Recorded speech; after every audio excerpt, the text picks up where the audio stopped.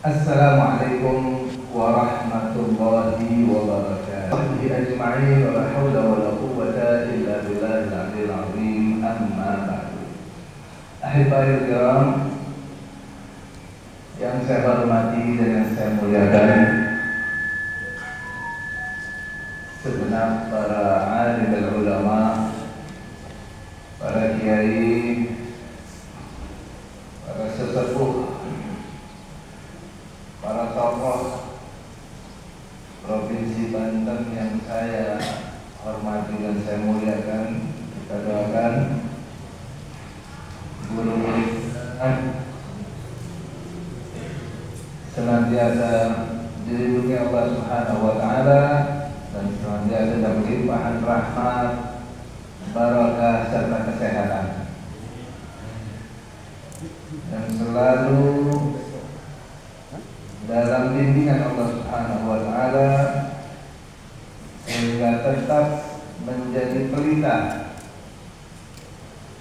bagi keluarga dan umatnya di jalan agama Islam yang diridhai Allah Subhanahu wa Ta'ala. Salam penghormatan saya sampaikan. Cukup banyak yang hadir kesempatan pada kali ini, tokoh-tokoh nasional, teman-teman seperjuangan banyak yang hadir, Bapak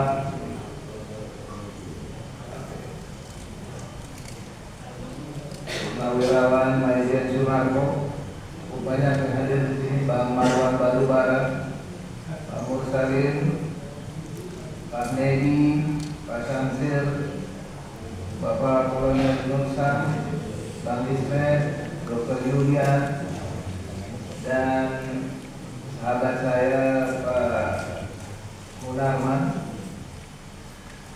serta teman-teman yang lain, YouTuber, mobil khusus para jawara Banten yang tidak bisa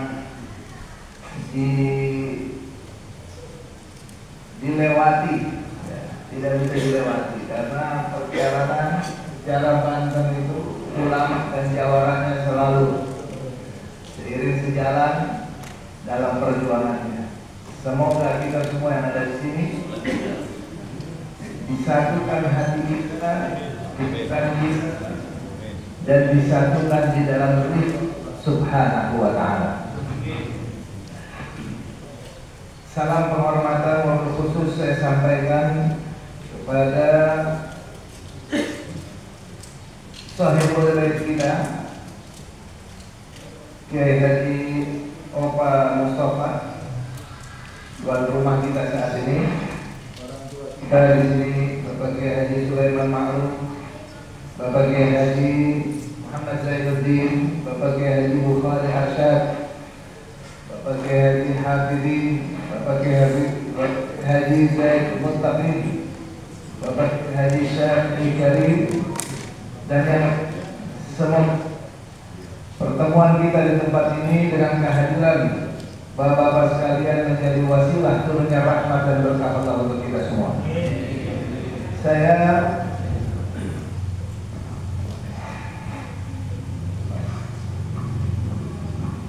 hari ini saya mendapatkan satu tema karena kita sekarang ini di Indonesia merayakan memperingati Isra dan Mi'raj Nabi Sallallahu Alaihi Wasallam. Isra dan Mi'raj itu mesti menjelaskan tempat peristiwanya, yakni Masjidil Haram dan Masjid Al-Aqsa. Untuk apa sih kita mesti ada kajian tentang ini? Bapak Ibu sekalian, berawal dari sebuah hadis Nabi Muhammad Sallallahu Alaihi Wasallam, yang mana Nabi SAW mengatakan kepada kita, "Idza fasada ahlus Syam fala khaira fikum." apabila penduduk Syam sudah rusak, maka tidak ada kebaikan dari kalian. Subhanallah. Jadi kalau kita lihat dari hadis Nabi tersebut, bahwa Ahlus Syam itu barometer dunia Islam. Jika Syam itu wilayah masuk 4 negara kalau sekarang: Palestina, Yordania, Syria, dan Lebanon. Dulu namanya Syam, nggak ada negara-negara yang lain di situ, nggak ada. Begitu kalah perang, Khalifah kalah perang, maka otomatis wilayah kekuasaan Khalifah Turki Utsmani waktu itu jatuh ke tangan penjajahnya, yakni Inggris dan Prancis waktu itu bagi wilayah. Akhirnya mereka perkecil wilayah Syam yang tadinya meliputi wilayah tersebut. Wilayah Syam itu wilayah negeri yang diberkati Allah. Itu tanah suci kita. Sehingga Allah Ta'ala katakan Syam itu pusatnya adalah di Al-Quds. Kota Al-Quds, tanah suci milik orang beriman, milik umat Islam. Seperti Mekah milik umat Islam, tanah suci juga Mekah. Di sana ada rumah yang pertama. Hubungannya apa? Saya ingin sampaikan bahwa apa yang terjadi di Syam itu berkaitan erat dengan seluruh dunia Muslim, percaya atau tidak percaya, mau mengakui atau tidak mengakui, pasti terikat, pasti itu. Ada orang bilang, ngapain sih urusin Palestina jauh-jauh, urusin Palestina, urusin negeri sendiri aja udah. Nggak kurang-kurangnya urusan dalam negeri, mau ngapain urusin yang jauh-jauh, apa urusannya? Hati-hati. Ini masih banyak nih. Jangankan ulamanya, ya, maaf, jangankan tokoh-tokoh biasa, tokoh ulamanya itu masih ada yang berpikiran kayak begitu. Seakan-akan dia nggak paham. Oleh karena itu kesempatan saya kali ini, saya ingin sedikit bukan menggurui. Kalau untuk ulama, mohon maaf, saya orang bodoh. Saya hanya niru-niru, nyontoh-nyontoh apa yang saya dapat dari guru-guru saya. Gitu. Cuman saya merasa berkepentingan untuk menyampaikan. Kalau ya, Ikhwan, yang ininya Pak, kita sekarang mengenal, kalau Masjidil Haram udah tahu ya. Kita sekarang mengenal Masjidil Aqsa, hubungannya apa? Bapak Ibu sekalian, pertama kali rumah Allah pertama Allah letakkan di muka bumi, namanya Baitul Haram. Allah terangkan dalam Al-Quran, faqala ta'ala, inna awwala baitin wudi'a lin-nasi lalladzi bi Bakkata mubarakan wa hudan lil alamin. Allah katakan sesungguhnya inna awwala baitin, rumah Allah pertama yang Allah letakkan di muka bumi, lalladzi bi Bakkah, yang berada tempatnya di Bakkah. Bakkah itu apa? Bakkah adalah Makkah, mubarakan, yang sudah diberkahi, wa hudan lil alamin. Ini yang pertama, rumah Allah pertama, inna awwala baitin wudi'a linnas, disebutnya wudi'a, rumah pertama yang Allah letakkan di muka bumi. Letakkan berarti bukan bunia. Kalau masjid kita ini bunia nih, dibangun.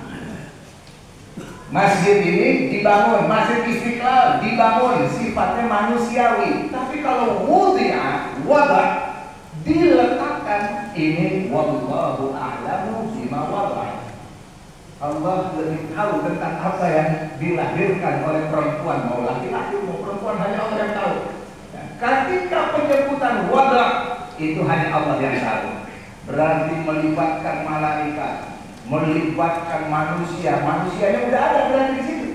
Karena ini rumah untuk manusia. Nah, makanya rumah pertama di muka bumi adalah di Bakkah, tapi diberkahi. Kalau Mekah itu Baitul Haram namanya, kalau itu buatan manusia, mustahil manusia mau bikin rumah di sana. Di satu lembah yang batu semua, tidak ada tumbuhan, tidak ada air. Mustahil ada satu manusia pun mau tinggal di sana. Tapi Allah penentunya. Saya buatnya di situ biar jadi pelajaran bagi semua manusia. Saya berkahi tempat itu, siapapun akan berbondong-bondong berebut datang ke situ, ngarap berkah namanya, untuk mencari keberkahan Allah. Allah kasih airnya, semua apa durian, petai, jengkol ada di sana. Dari mana itu? Kalau bukan dari keberkahan dari Allah Subhanahu wa Ta'ala. Itu yang pertama. Lalu yang kedua, rumah Allah juga. Nabi SAW ditanya oleh Sayyidina Abu Dzar radhiyallahu anhu dalam hadis Sahih Bukhari dan hadis Sahih Muslim. Nabi SAW ditanya oleh Abu Dzar, ya Rasulullah, ayyu masjidin wudi'a fil ardi awal? Ya Rasulullah, masjid apa yang pertama kali diletakkan di muka bumi? Nabi menjawab, al-masjidul haram, masjidul haram. Qultu tsumma ay? Lalu aku bertanya lagi, masjid apa setelah itu? Yang kedua apa? Nabi menjawab, al-masjidul aqsa, masjid al-aqsa, masjid kedua diletakkan di muka bumi. Artinya penunjukannya Allah langsung yang nunjukin tempat. Kita nggak ikutan di sini. Bukan urusan kita nih. Tunjuk tempatnya itu Allah yang atur. Gimana caranya Allah yang atur? Ternyata tempatnya adalah di Syam yang sekarang masuk dalam bagian negara Palestina. Di Mekah ada batas kota suci. Di Al-Quds juga ada batas kota suci. Itu ada batasan-batasannya tanah suci. Sehingga apa? Rumah Allah yang kedua adanya di Baitul Maqdis, Masjid Al-Aqsa. Lalu Sayyidina Abu Dzar bertanya lagi, kam kana bainahuma? Berapa jaraknya antara pembangunan Baitul Haram dan Baitul Maqdis? Jaraknya berapa lama nih? Nabi menjawab, arba'una sanah, 40 tahun. Singkat, dari hadis ini para ulama punya kesimpulan, yang turut serta membangun Baitul Haram, orangnya kalau ada manusia, dia juga terlibat dalam membangun Masjid Al-Aqsa. Karena singkat, zamannya sama, bukan zaman yang berbeda, abadnya masih sama.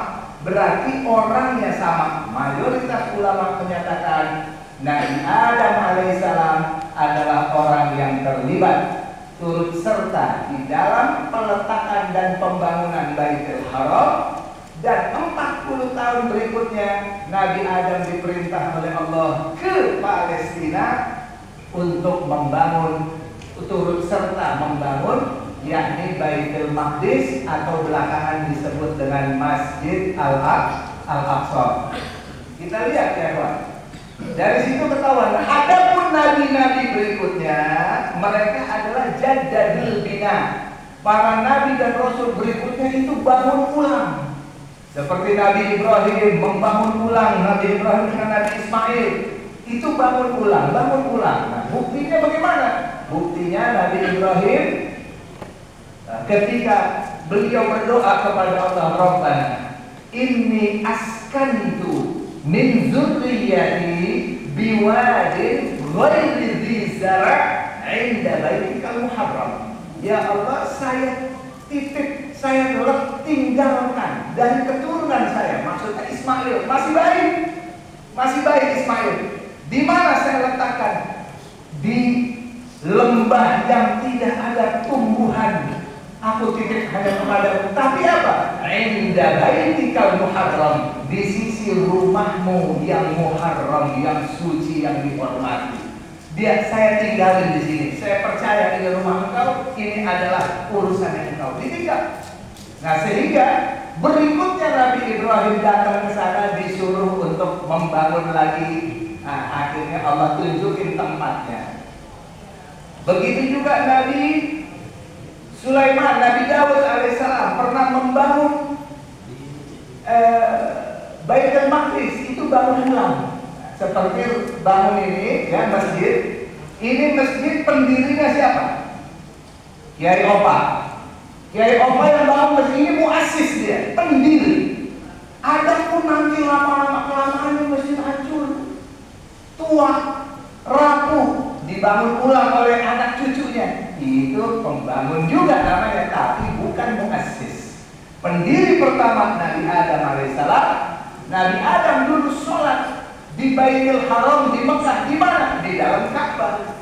Nabi Adam beranak di dalam Ka'bah. Anaknya kembar, cucunya beranak lagi, kembar. Lama-lama Ka'bah penuh, nggak muat sholat di situ. Akhirnya Nabi Adam alaihissalam tutup pintu. Dia sholat di luar Ka'bah. Tadinya sholatnya di dalam Ka'bah. Begitu penuh sholat di luar Ka'bah. Di Baitul Maqdis 40 tahun berikutnya, di sana ada satu tempat. Mana itu? Coba kita lihat ini. Ini ayatnya Bapak Ibu sekalian, kita lihat.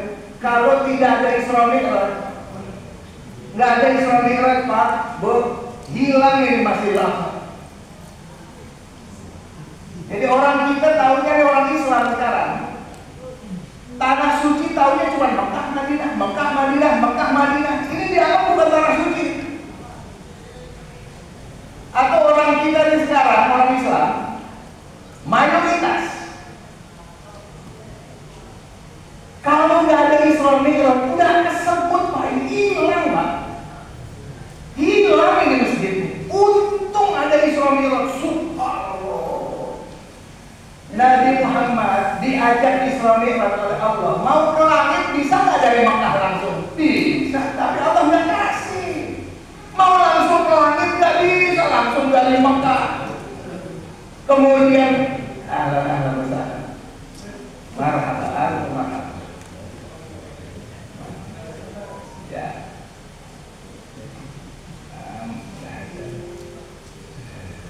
Bapak Ibu sekalian, kita lanjutkan.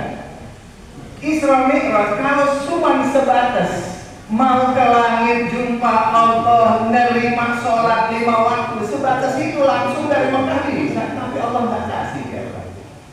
Mau ke langit dari Mekah berangkat dulu ke Baitul Maqdis. Sampai Baitul Maqdis namanya Baitul Haram di Mekah. Haram itu artinya suci. Baitul Haram rumah suci milik Allah. Baitul Maqdis, Maqdis apa? Rumah pensucian. Sama-sama rumah suci. Ternyata orang yang mau disucikan di rumah-rumah Allah ini, dulu tanah suci kita dua, Baitul Haram, Baitul Maqdis. Ada 2 tanah suci. Begitu Nabi SAW wafat, dimakamkan di Madinah, ada 3 tanah suci kita. Maka Baitul Maqdis dan Madinah Al-Munawwarah. Madinah itu tanah suci baru datangnya. Yang asal, yang pertama tanah suci kita ada 2. Maka Al-Quds itu kota suci, kota tua di Palestina, kota nabi-nabi zaman dulu. Itu Al-Quds namanya. Sekarang oleh Israel diganti namanya jadi Yerusalem. Itu artinya dibilang Yerusalem. Itu Al-Quds namanya. Al-Quds itu nama dari mana? Dari Allah. Diambil dari kata namanya Allah. Asmaul Husna, Al-Quddus. Diambil dari nama malaikat Jibril. Ruhul Qudus. Diambil dari nama surga, Jannatul Quds. Kota Al-Quds itu semua. Jadi semua ini peninggalan langsung Allah yang kasih buat kita. Bagaimana kita lihat di sini, Bapak Ibu sekalian. Begitu, jadi tanah suci kita udah kebayang nih umat Islam nih, tanah suci yang ternyata 2. Begitu Isra Mi'raj dari Mekah dibawa ke Palestina, ke Syam, namanya Syam ya. Dulu nggak ada Palestina. Kalau kita buka Al-Quran, nama Palestina nggak bakalan disebut. Adanya ya nggak ada dalam Al-Quran. Jadi urusan kita bukan Palestinanya. Palestina terlalu kecil Pak. Syam. Yang Allah Ta'ala katakan Subhanalladzi asra bi'abdihi lailan minal masjidil harami ilal masjid Masjidil Aqsa alladzi barakna haulahu, yang mana telah kami berikan keberkahan di sekelilingnya. Sekeliling apa? Masjidil Aqsa. Allah yang sebut sekeliling Masjidil Aqsa itu negeri yang berkah. Tadi kita lihat Baitul Maqdis apa namanya? Jadi setelah Isra Mi'raj, Allah menyebut dua tempat itu, tadi namanya Baitul Haram dan Baitul Maqdis. Setelah Isra Mi'raj, Allah rubah namanya menjadi Masjid Al-Haram. Bukan Allah rubah, Allah tambah namanya. Baitul Haram menjadi Masjid Al-Haram, Baitul Maqdis menjadi Masjid Al-Aqsa. Itu setelah Isra Mi'raj. Jadi tempatnya sama nggak? Sama. Baitul Haram ya Masjidil Haram, Baitul Maqdis ya itulah Masjid Al-Aqsa sekarang. Kita bisa lihat gambarnya Pak. Coba berikutnya. Nah ini Baitul Maqdis Pak. Kelihatan dia ada tinggi ya, temboknya tinggi karena dia di wilayah pegunungan. Coba naikin lagi. Nah ini Baitul Maqdis di pegunungan. Kita bisa lihat dia salah satu puncak gunung Jabal Baitul Maqdis. Itulah tempatnya Masjid Al-Aqsa, Jabal Baitul Maqdis. Di kota Al-Quds itu ada 5 gunung di situ. Ada 5 gunung. Salah satu gunungnya yang paling tinggi, puncak gunungnya itu namanya Baitul Maqdis. Jadi namanya Masjid Al-Aqsa atau Baitul Maqdis bukan tembok, bukan bangunannya. Masjidil Aqsa, Bapak Ibu sekalian, bukan bangunan-bangunan itu. Masjidil Aqsa tanahnya. Kebayang? Baitul Maqdis puncak gunung Jabal Baitul Maqdis, bukan bangunan. Kalau bangunan di sini berganti, Pak. Semen-semen ini sini berganti. Baitul Maqdis seperti awal pertama Rasulullah datang saat Isra dan Mi'raj ke sana, nggak ada bangunan, nggak ada apa, bangunan-bangunan ini nggak ada. Saat itu tapi hanya ada tembok-tembok di bawah pagar supaya nggak runtuh. Kita lihat yang berikutnya. Namanya Jabal Baitul Maqdis. Itu letak Masjid Al-Aqsa. Sekarang kita lihat berikutnya. Terus, nah, ini Jabal Baitul Maqdis, Bapak Ibu sekalian. Sekarang banyak bangunan. Setiap khalifah bangun satu, setiap khalifah bangun satu. Sehingga sekarang di atas Baitul Maqdis ini terdapat 10 musola. Di atas Baitul Maqdis, kalau kita lihat kan rata tuh, itu nggak rata. Itu penuh bangunan, ada 200 situs di dalamnya, ada sekolah di dalamnya, musolanya ada 2, musola ada 10, 3 musola di bawah tanah, 7 musola di atas tanah. Kita lihat, jadi ini yang mana yang Masjidil Aqsa? Masjidil Aqsa itu semua yang ada di dalam pagar itu semuanya namanya Masjid Al-Aqsa. Kalau kita buka Google sekarang, Ibu Bapak buka Google Masjid Al-Aqsa, nanti diarahin Masjidil Aqsa, nanti diarahin Masjidil Aqsa yang warnanya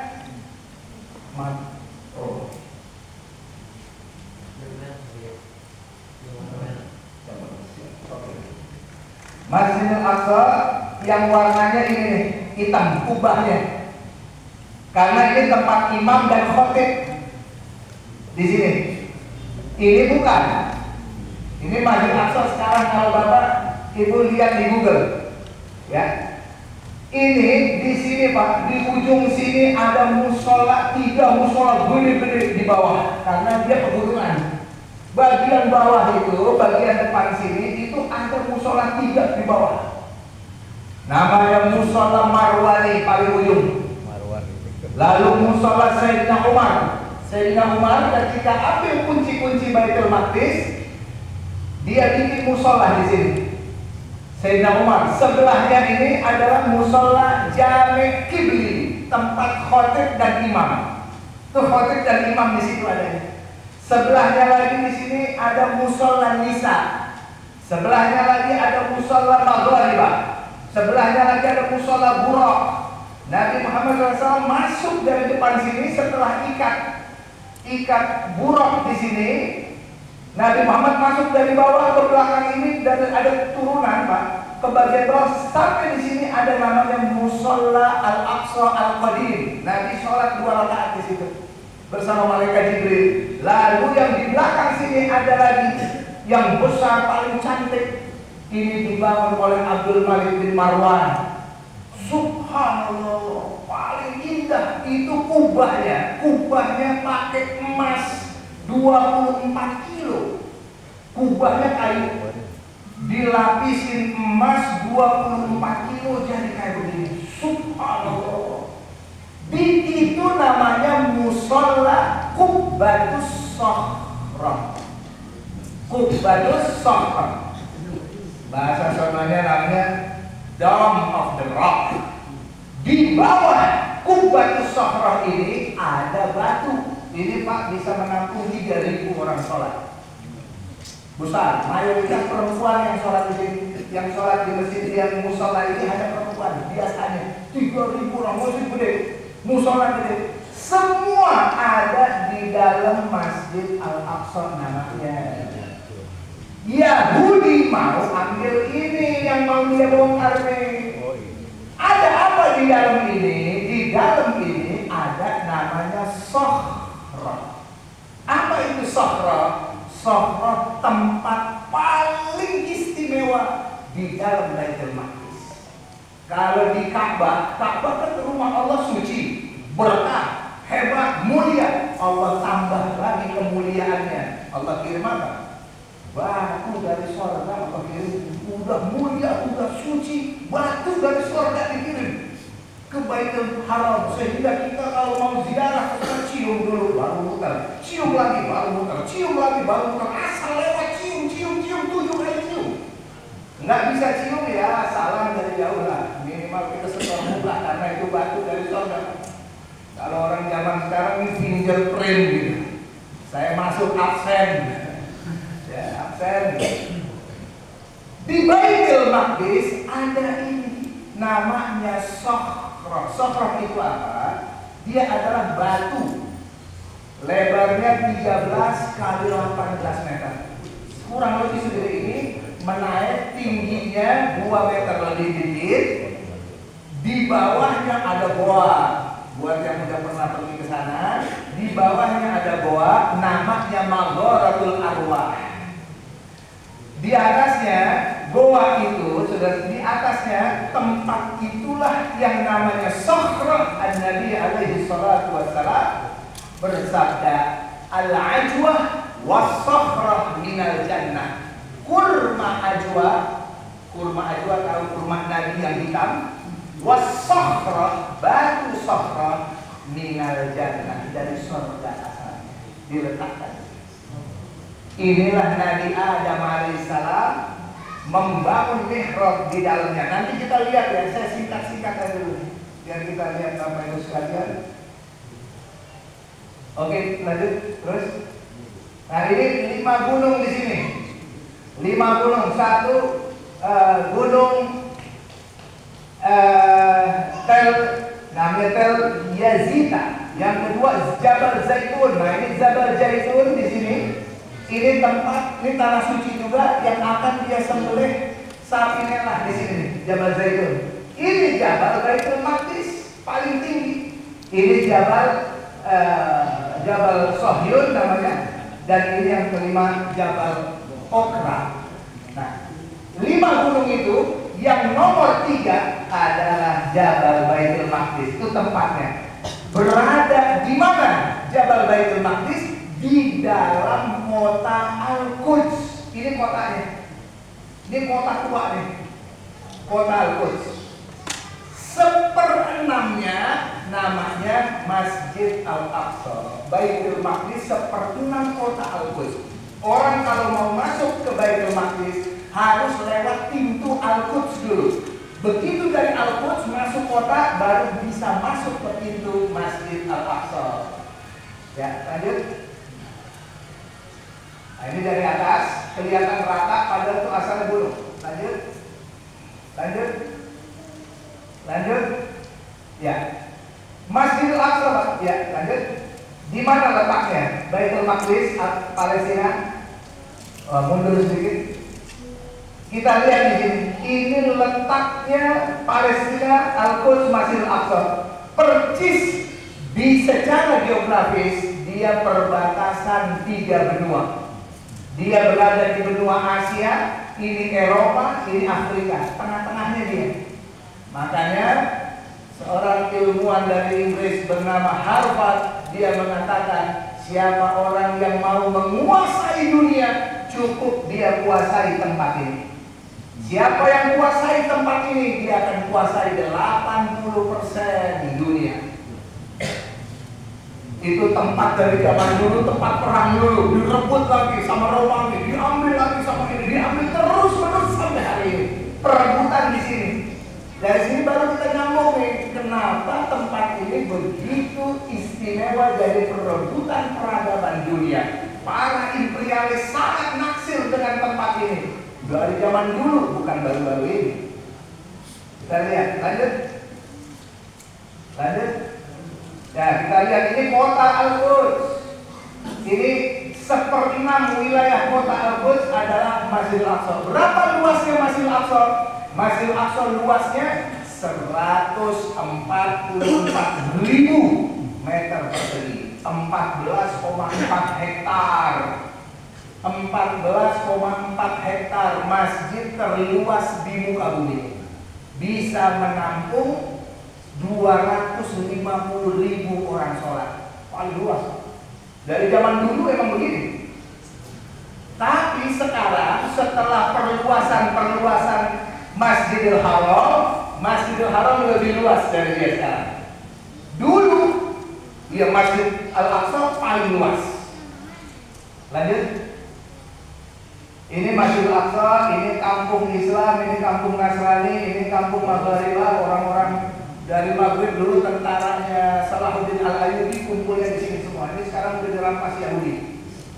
Dan ya lanjut. Oke, ini namanya Jabal. Nah, oke ya. Mundur lagi dikit. Ini yang namanya Jabal, mundur lagi Pak. Ini Jabal Baitul Maqdis Pak, puncak gunungnya begini. Ini semuanya segini aja, namanya Masjid Al-Aqsa nih. Bukan bangunan, bukan temboknya, bukan. Jelas ya? Tanahnya itu loh yang tanah suci. Nah, lanjut. Ya, ini namanya kota Al-Quds yang sekarang diklaim jadi Yerusalem, dan Amerika Serikat sudah menyatakan ibu kota Israel adalah di Yerusalem. Ini dari zaman dulu nih tempat Islam di sini. Lanjut.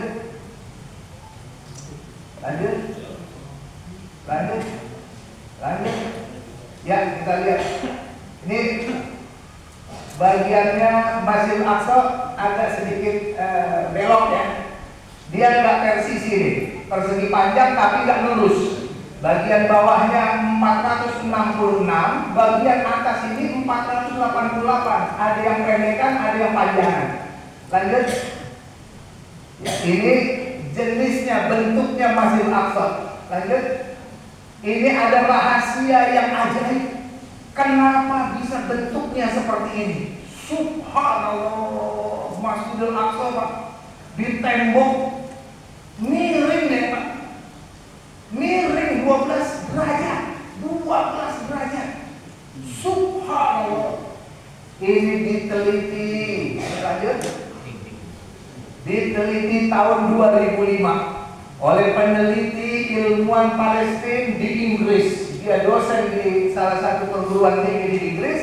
Melalui satelit dia kaji kenapa Masjid Al-Aqsa miring 12 derajat. Begitu dia lihat dari satelit, ternyata dengan posisi miring 12 derajat, maka Masjid Al-Aqsa ala tijahil Ka'bah, Mekah, langsung dalam posisinya ke arahnya ke Mekah. Subhanallah. Jadi orang sini dari dulu sholatnya madepnya ke Ka'bah dengan miring 12 derajat. Coba mundur dikit lagi. Nih Pak, kalau ambil yang hijau ini nggak ke Mekah nih. Kalau ikutin sholatnya pakai yang hijau, ini nggak ke Mekah. Subhanallah. Zaman dulu Pak, siapa orang yang punya ilmu beginian? Bisa menetapkan ini harus menghadap ke Ka'bah dulu gitu. Dilurusin temboknya. Ini kalau bukan nabi-nabi dengan atas wahyu dari Allah Ta'ala nggak nyampe Pak begini Pak.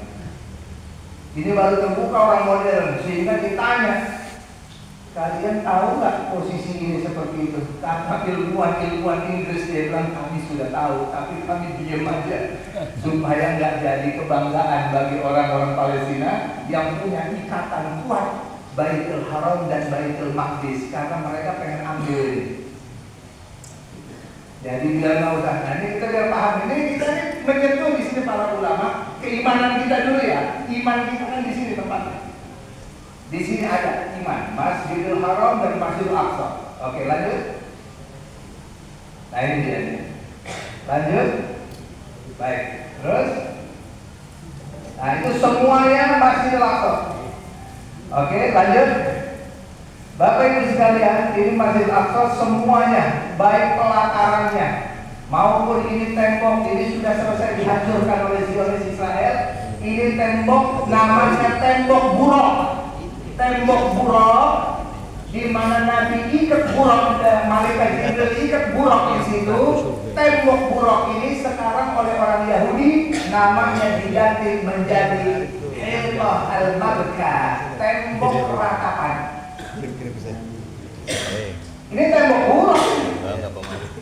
Oke, kita persingkat, lanjut. Oke, lanjut. Baik. Ulang lagi, mundur lagi. Masjid Al-Aqsa Pak. Lagi. Mundur lagi. Ya. Semua yang ada di dalam pagar dan pelatarannya semuanya menurut UNESCO adalah hakun lil muslimin, milik kaum muslimin. Semua yang ada dalam tembok dan pelatarannya, kita lihat di pelatarannya. Ini semua UNESCO sudah putuskan adalah milik kaum muslimin. UNESCO lembaga internasional tadi ya. Bidang ilmu pengetahuan, budaya, cagar budaya itu semuanya UNESCO memutuskan.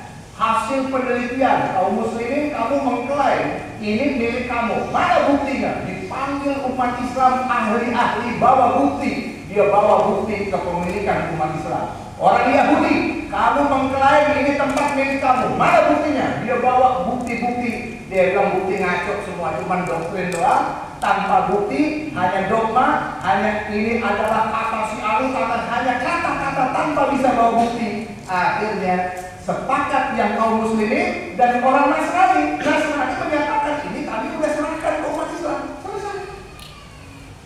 Buktinya ada nggak? Ada. Bla bla bla bla bla. Pengalihan dari Ahlul Kitab Nasrani pindah ke tangan Islam sudah ada. Itu sudah kesepakatan. Sehingga diputuskan oleh UNESCO seluruh yang ada di dalam pagar dan pelatarannya milik kaum muslimin. Kita kalau sholat di sini, Bapak Ibu sekalian, sholat di sini. Jadi sholat di mana aja, pohon-pohonnya, taman-tamannya, itu semuanya namanya Masjid Al-Aqsa. Baik, lanjut Pak. Baik, terus, baik, terus, ya, terus. Oke, lanjut. Oke, kita tutup. Sekarang kita mau cerita di Madinah atau dimundurin di gambar Al-Aqsa yang pertama. Al-Aqsa yang pertama. Terus, ya tadi. Jadi Al-Aqsa Bapak Ibu sekalian, 2 tahun yang lalu, Israel sudah mengumumkan akan membongkar tempat ini.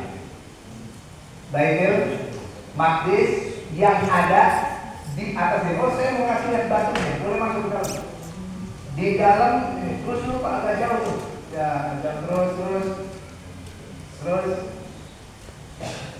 Ini dalil-dalil udah cukup mengerti para ulama. Nah, ini tembok Baitul Maqdis Pak, yang atas ini, temboknya lebarnya 3 meter. Sekeliling Masjidil Aqsa. Allahu Akbar. 40 meter paling rendah, paling tingginya 40 meter. Kalau dia di bagian rendah gunungnya, tingginya 40 meter ke atas. Kalau paling rendahnya tembok 12 meter paling rendah. Jadi nggak bisa ada orang mau manjat masuk dari sini, nggak bisa. Lanjut. Ya, terus. Ya, lanjut. Apa? Ini bagian bawah. Batu-batu bagian bawah ini yang ada biru ini tembok para nabi-nabi dulu yang nembok yang bangun. Yang atas baru. Ini tembok nabi-nabi dihitung ribuan tahun yang lalu. Lanjut.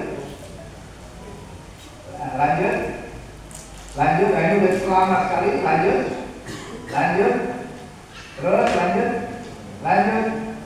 Ya, Bapak Ibu sekalian, kelihatan nggak ada gambar di sini? Ada kelihatan nggak di gambar? Ada gambar apa tuh? Pintu ya?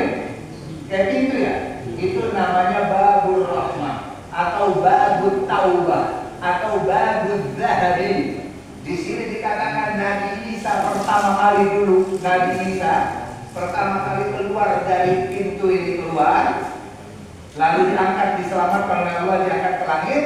Kemudian nanti pun rencananya ya, menurut riwayatnya akan kembali lagi masuk ke Baitul Maqdis dari pintu ini. Di belakang pintu ini ada apa? Ada Qa'ah. Apa itu Qa'ah? Qa'ah itu aula. Ada aula, namanya Aula Abi Hamid Al-Ghazali.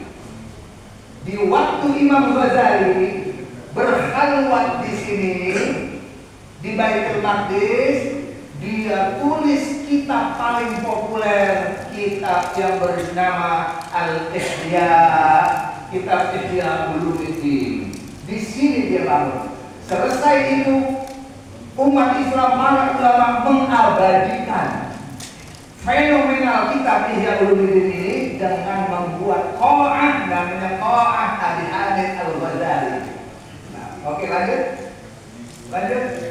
Terus, nah ini menurut ya, ini hadis Nabi Muhammad SAW. Falamman tahaina, Nabi bersabda, falamman tahaina ila Baitul Maqdis, ya, qala Jibril bil usbu'. Ketika kami sampai di Baitul Maqdis, malaikat Jibril melobani tembok Baitul Maqdis, fasyadda bihil buraq, lalu dia ikat buraq di situ, di tempat ikatan buraq temboknya. Kita lihat, lanjut. Nah, kita lihat lubang.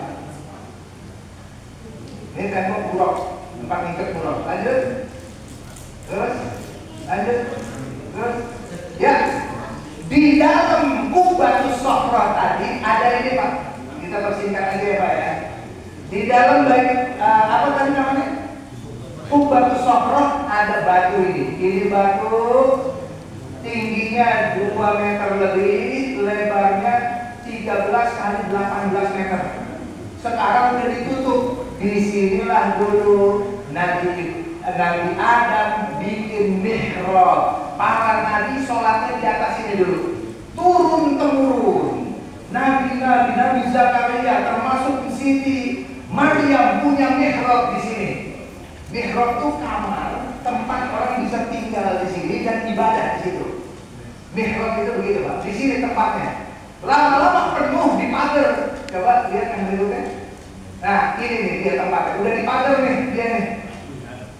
Dari sinilah saat Isra dan Mi'raj Nabi Sallallahu Alaihi Wasallam habis sholat 2 rakaat tadi saya sebut di depan, dibawa ke sini sama malaikat Jibril, naik Pak ke atas batu ini. Begitu naik ke atas batu ini, dibawa ke langit, terbuka pintu-pintu langit 1, 2, 3, 4, 5, 6, 7, surga, neraka. Dia lihat semua sampai berjumpa ke Sidratil Muntaha, indaha jannatul ma'wa, idh yamsha sidrata ma yamsha, ma zaghal basaru wa ma tagha, laqad ra'a min ayati rabbil kubra. Tempat ini disebut sebagai Bawabatus Sama, pintu langit. Biar kita paham nih, tempat yang paling dicari oleh orang-orang zaman dulu mana? Di sini. Nabi di sini habis terima sholat 5 waktu, nggak langsung turun ke Mekah, ke sini lagi. Allah pertemukan seluruh nabi dan rasul yang ada. Berapa nabi dan rasul yang ada? Nabi Musa, Nabi Adam, sampai Nabi Isa, kumpul semua di sini. Nabi-nabi yang ada 124.000 nabi dan rasul berkumpul semua di Baitul Maqdis. Yang penasaran, mana sih yang namanya Muhammad itu? Kami kok harus beriman sama dia? Dia datang belakangan, tapi kami harus beriman. Dia mana orangnya? Itu saat pertemuan. Ketemu semua nabi dan rasul. Lalu malaikat Jibril katakan sesuai dengan kitab Imam Qurtubi, "Shalli ya Muhammad." Salat engkau ya Muhammad. Pimpin salat, jadi imam. Makmumnya semua nabi dan rasul yang ada di sini. Salat wajib pertama di muka bumi. Setelah dapat perintah salat 5 waktu di sini, bukan di mana. Saya tidak merendahkan, bukan. Ini namanya biar kita lihat masing-masing punya kelebihan. Nggak boleh kita lecehkan. Kita mah cukup apa aja, pahalanya lebih gede. Iya, kalau buat sholat pahala lebih gede di sana di Mekah. Belum tentu yang lain. Pengen pengampunan dosa. Doa Nabi Sulaiman alaihissalam. Apa kata Nabi Sulaiman? Nabi Sulaiman berdoa 3. 2 sudah dijawab, semua sudah selesai. 1 masih berlanjut sampai kita sekarang adalah. Pertama, minta kerajaan yang istimewa, tidak ada orang lain bisa menyerupai kerajaan. Nabi ijabah, sehingga kerajaan Nabi Sulaiman yang istimewa setelah Nabi Sulaiman wafat dihapus.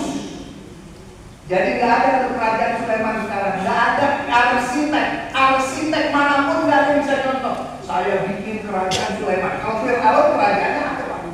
Raja-raja yang lain peninggalannya sudah ada, tapi Nabi Sulaiman Allah hapus. Lalu Nabi Sulaiman berdoa, ya Allah beri aku ilmu, hikmah, kekuasaan yang hikmah, yang tidak ada orang lain seperti saya. Allah ijabah, baik. Badan intelijen negara burung hudhud diangkat, kamu jadi anggota BIN ya? Ya. Baisnya burung elang. Oh, ini burung semut semua.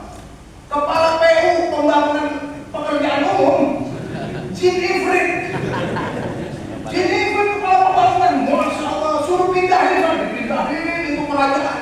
Sampai jin semua ditundukkan jadi anak buah kerajaan Nabi Sulaiman. Allah Akbar. Semut, pohon, hewan, semua bisa bicara langsung sama dia. Dia paham, Allah kasih. Setelah meninggal, sudah selesai habis. Tinggal yang ketiga. Apa doa Nabi Sulaiman yang ketiga? Ya Allah, setelah beliau selesai membangun Baitul Maqdis, direnovasi, beliau bangun ulang Baitul Maqdis, Nabi Sulaiman berdoa, ya Allah, jangan ada orang keluar dari rumahnya yang hendak ingin sholat ke Baitul Maqdis illa kharaja min dzunubihi kayaumi waladatu ummuh, kecuali dia keluar dari Baitul Maqdis setelah sholat, dia sudah suci bersih seperti baru keluar dari perut ibunya. Suci kan apa? Makanya Sayyidina Abdullah bin Umar kalau mau sholat dia begitu ke Baitul Maqdis nih. Dia nggak mau dipanggil orang mau ini mau tidak. Saya mau ke Baitul Maqdis. Sampai Baitul Maqdis sholat, habis sholat doa ibadah semua baru dia keluar, baru mau makan mau minum. Untuk ditanya kenapa kamu tadi nggak mau, saya tawarin. Enggak, saya mau mengharapkan doa daripada Nabi Sulaiman alaihissalam yang disampaikan oleh Nabi Muhammad SAW. Takbir! Allahu Akbar. Ini tempat yang mau dibongkar oleh Yahudi ya kawan. 2 tahun yang lalu Israel sudah mengumumkan akan bongkar tempat ini dan akan bangun namanya Kuil Solomon. Ya, dia punya keyakinan sendiri. Saya tidak, bukan waktu saya untuk bahas itu. Ini tempat mau dibongkar. 2 tahun yang lalu syarat-syaratnya udah ada. Dia udah bikin maketnya, desainnya, udah ada Pak, udah sebarin. Lalu yang aneh dan ajaib, mestinya pemerintah Palestina yang ngumumin pertama, kamu jangan begitu Israel. Mestinya begitu tuh. Palestina, negara Palestina itu milik kaum muslimin, tapi menang-menang baik. Orang sini bilangnya apa?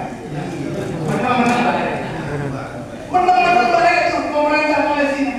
Yang kedua, Yordania, karena Pak ini Masjid Al-Aqsa itu tahta riayah Wizarah Syu'unil Awqaf Al-Urduniyah, di bawah naungan Kementerian Wakaf Yordania. Mestinya pemerintah Yordania yang bersuara, Israel